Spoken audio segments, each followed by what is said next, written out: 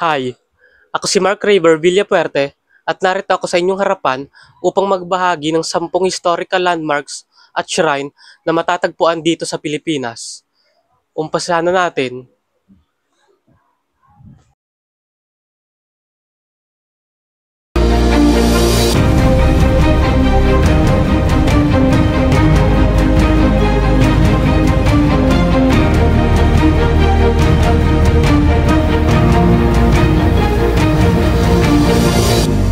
Number 1. Intramuros. Ang Intramuros ay isang makasaysayang lugar sa Maynila na kilala bilang Walled City. Itinayo ito noong 1571 ng mga Espanyol bilang sentro ng pamahalaan, relihiyon at edukasyon sa panahon ng kolonyalismong Espanyol. Napapalibutan ito ng matitibay na pader na nagsilbing proteksyon laban sa mga mananakop. Makikita rito ang mga makasaysayang gusali tulad ng Fort Santiago, San Agustin Church at Manila Cathedral. Malaki ang ambag ng Intramuros sa kasaysayan ng Pilipinas bilang sentro ng kapangyarihan at relihiyon sa panahon ng Kastila. Number 2. Rizal Park. Ang Rizal Park, kilala rin bilang Luneta, ay isang tanyag na pambansang liwasan sa Maynila. Ito ay tinayo bilang pagunita kay Dr. Jose Rizal, ang pambansang bayani ng Pilipinas. Matatagpuan dito ang Rizal Monument kung saan nakalagak ang kanyang mga labi. Sa lugar ding ito, binaril si Rizal noong Disyembre 30, 1896 na naging mitsa ng revolusyon laban sa mga Espanyol. Isa ito sa pinakamalawak at pinaka-pinupuntahang parke sa bansa para sa kasaysayan, pagninilay at libangan. Number 3. Banawe Rice Terraces. Matatagpuan ito sa Banawe, Ifugao, sa rehiyon ng Cordillera sa Luzon. Itinayo ito ng mga Ifugao higit 2,000 taon na ang nakalilipas gamit ang simpleng kasangkapan. Kilala ito bilang hagdang-hagdang palayan ng Banawe at tinaguri ang ikawalong kababalaghan ng daigdig. Layunin nito ang pagtatanim ng palay sa matarik na kabundukan gamit ang sinaunang sistema ng irigasyon mula sa kagubatan. Isa ito sa mga UNESCO World Heritage Sites at patunay sa katalinuhan, tiyaga at kultura ng mga katutubong Pilipino. Number 4. Cagsawa Ruins. Matatagpuan ito sa Barangay Busay, Daraga Albay, sa rehiyon ng Bicol sa Pilipinas. Ang orihinal na simbahan ay itinayo ng mga Franciscanong misyonero noong 1587 at nasunog ito noong 1636 matapos salakayin ng mga piratang Dutch. Muling itinayo noong 1724 sa ilalim ni Padre Francisco Blanco. Ngunit noong Pebrero 1, 1814, isang malakas na pagsabog ng Bulkang Mayon ang sumira sa simbahan at sa buong bayan ng Cagsawa. Tinatayang 2,000 katawang nasawi, kabilang na ang mga nagtangkang sumilong sa loob ng simbahan. Sa ngayon, ang natitirang bahagi ng simbahan, partikular ang kampanaryo, ay kilala ngayon bilang Cagsawa Ruins. Number 5. Mactan Shrine. Matatagpuan ito sa Punta Engaño, Lapu-Lapu City sa isla ng Mactan, Cebu. Ang Mactan Shrine ay itinayo bilang pagunita sa labanan sa Mactan noong Abril 27, 1521, kung saan matagumpay na naipagtanggol ni Dato' Lapu-Lapu at ng kanyang mga mandirigma ang kanilang bayan laban sa mga puwersa ni Ferdinand Magellan, isang Portuges na naglilingkod sa Espanya. Ang mga istrukturang matatagpuan dito ay ang Lapu-Lapu Monument, isang 6 na metrong bronze na estatwa na itinayo noong 1981, at ang Magellan Monument, isang obelisk na itinayo noong 1866 bilang pag-alala kay Magellan. Idineklara itong pambansang dambana sa bisa ng Republic Act No. 5,695 noong 1969. Taon-taon ipinagdiriwang dito ang kaduguan sa Mactan, isang reenactment ng labanan. Number 6. Naga Metropolitan Cathedral.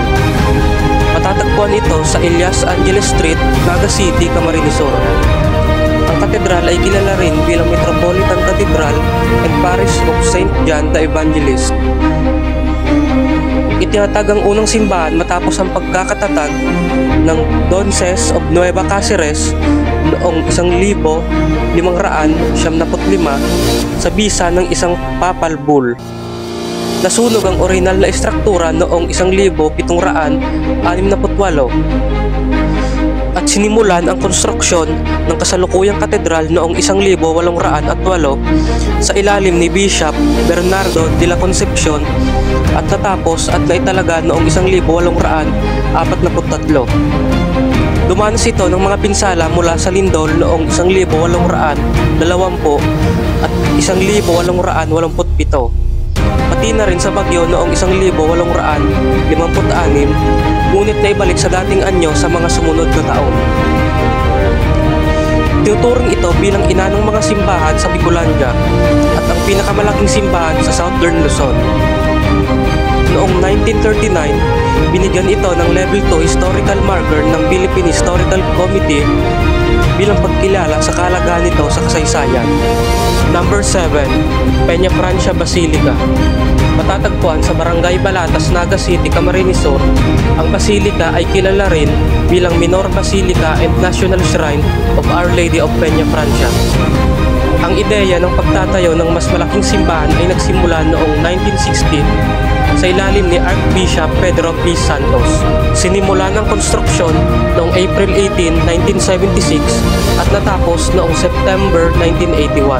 Formal itong itinanghal bilang basilika noong May 22, 1985 sa bisa ng direkto mula sa banal na sede. Ang basilika ay tahanan ng imahen ng Our Lady of Peña Francia na inukit noong 1710 sa utos ni Miguel de Covarrubias. Kilala si ina bilang patrona ng Bicol at sentro ng taunang Peña Francia Festival na dinarayo ng libu-libong deboto mula sa iba't ibang panig ng bansa. Number 8. Our Lady of Peña Francia Shrine. Matatagpuan sa Barangay Peña Francia, Naga City, Camarines Sur, ang shrine ay kilala rin bilang Our Lady of Peña Francia Parish o Old Shrine. Itinatag noong 1711 ni Rev. Miguel Robles de Covarrubias ang paring nagsimula ng debosyon kay ina sa Bicol. Ang kasalukuyang istruktura ay itinayo noong 1741 sa ilalim ni Bishop Isidro Arevalo at naitalaga noong 1759. Ito ang orihinal na tahanan ng imahen ni Our Lady of Peña Francia na ngayon ay nasa Peña Francia Basilica. Dito nagsimula ang taunang traslasyon prosesyon na bahagi ng Peña Francia Festival tuwing Setyembre. Ang shrine ay mahalagang lugar para sa mga deboto ni ina lalo na sa panahon ng Peña Francia Festival na itinuturing na isa sa pinakamalaking Marian pilgrimage sa Asia. Number 9. Plaza Rizal. Matatagpuan sa 61 Elias Angeles Street sa gitna ng Naga City, Camarines Sur, ang Plaza Rizal ay isang kilalang poong pasyalan at makasaysayang lugar sa lungsod.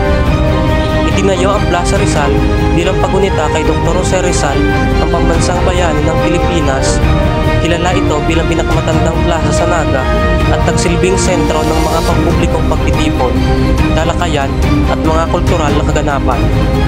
Bukod sa pagiging pook pasyalan, ang Plaza Rizal ay nagsilbing lugar para sa mga kultural na aktibidad, pagdiriwang at mga pampublikong pagtitipon na nagpapakita ng mayamang kasaysayan at kultura ng Naga City.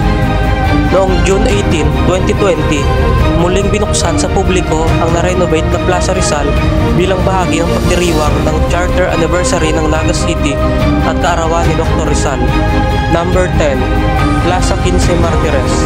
Matatagpuan sa gitna ng Naga City, Camarines Sur, malapit sa San Francisco Church. Itinayo noong 1926 bilang pagunita sa 15 martir ng Bicol, mga Bicolanong pinatay ng mga Kastila noong Enero 4, 1897 dahil sa kanilang ugnayan sa Katipunan pakikilahok sa Rebolusyong Pilipino. Ang monumento ay idinisenyo ni Crispolo Zamora at inukit ni Jose Barcena. Kabilang sa mga martir na sina Gabriel Prieto, Severino Diaz, Inocencio Herrera, Manuel Abella, Domingo Abella, Camilo Jacob, Tomas Prieto, Florencio Lerma, Macario Valentin, Mariano Melgareo, Cornelio Mercado, Leon Hernandez, Ramon Abella, Mariano Arana at Mariano Ordenanza. Ang plaza ay nagsisilbing paalala ng kabayanihan ng mga Bicolano sa pakikibaka para sa kalayaan.